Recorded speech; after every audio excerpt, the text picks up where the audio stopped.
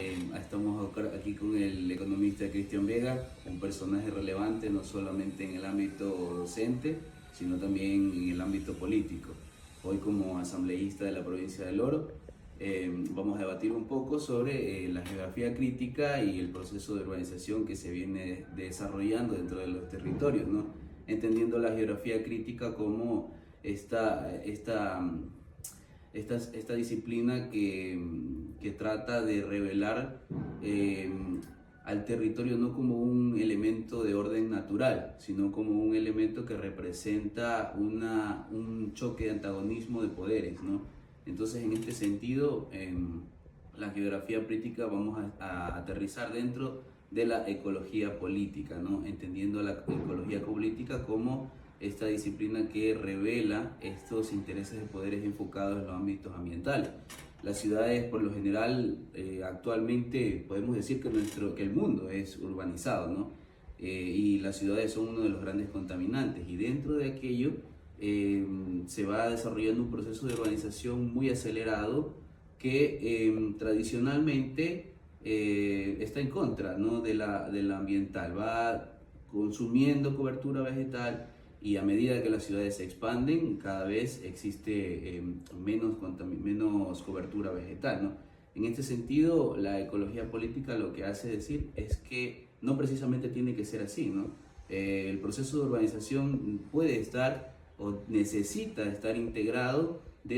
con lo ambiental y la sociedad, ¿no? Entonces, en ese sentido, por ejemplo, analizamos la ciudad de Machala y, bueno, vemos cómo la ciudad de Machala cada vez se encuentra dentro de un proceso de expansión urbana, ¿no? Entonces, en este sentido, economista, bueno, estamos aquí para conocer su opinión sobre el tema, ¿no? ¿Cómo se podría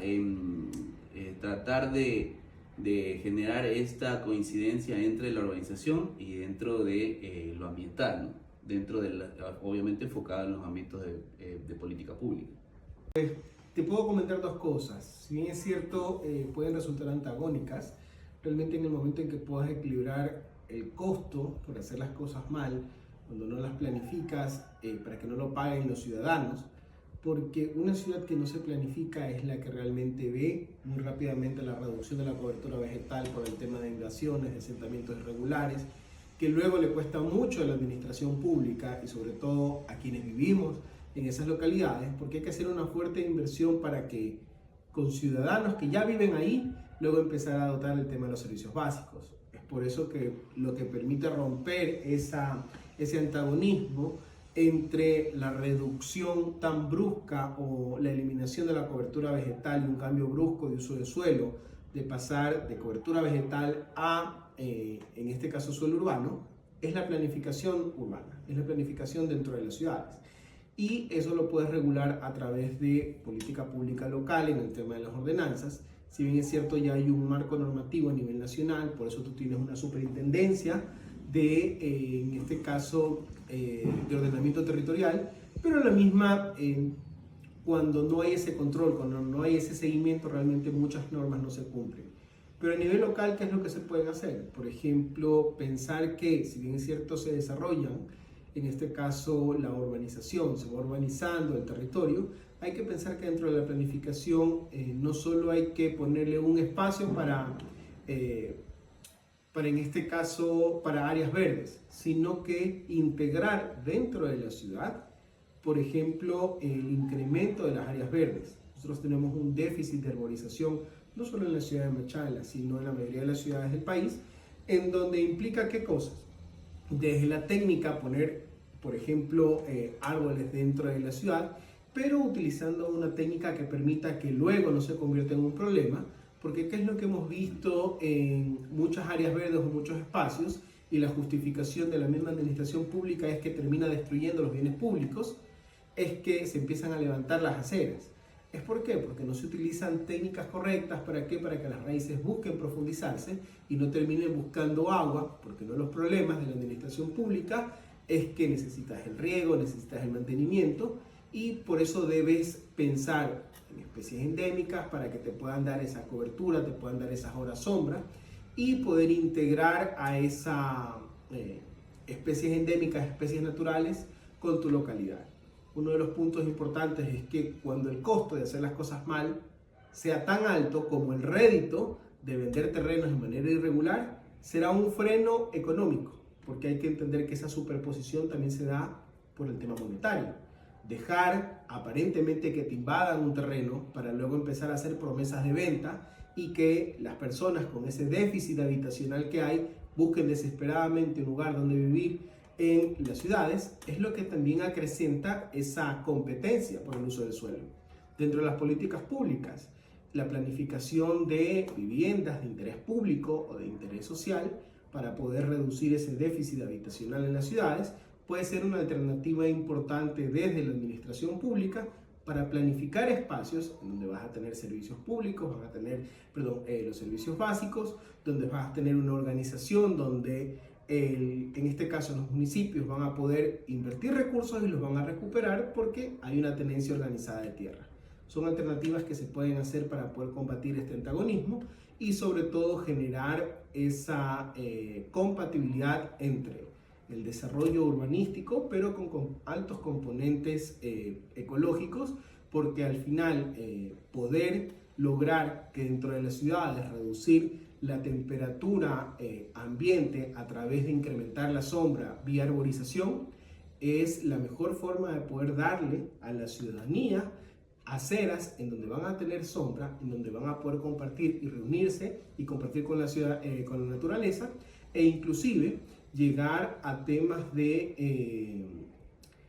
alimentarios. ¿Por qué? Porque en vez de poner solo árboles ornamentales, utilizar en algún momento tipos de árboles frutales que puedan darle un beneficio a la ciudadanía, para que la ciudadanía se sienta empoderada en poder cuidar esos árboles, porque en algún momento les pueden entregar esos frutos. Son estrategias en donde lo que se busca es desde el ciudadano, no solo desde el administrador público, se empodere de esos espacios verdes, de esas áreas verdes, y que permitan ir rompiendo ese antagonismo entre la reducción de la cobertura vegetal por el incremento urbanístico. Bien, y bueno, si bien es cierto, estos aspectos son muy relevantes, Colombia es uno de los países que tiene, pionero en esto de los corredores vegetales, pero de igual manera, cuando hablamos de esta urbanización en coherencia con la ecología,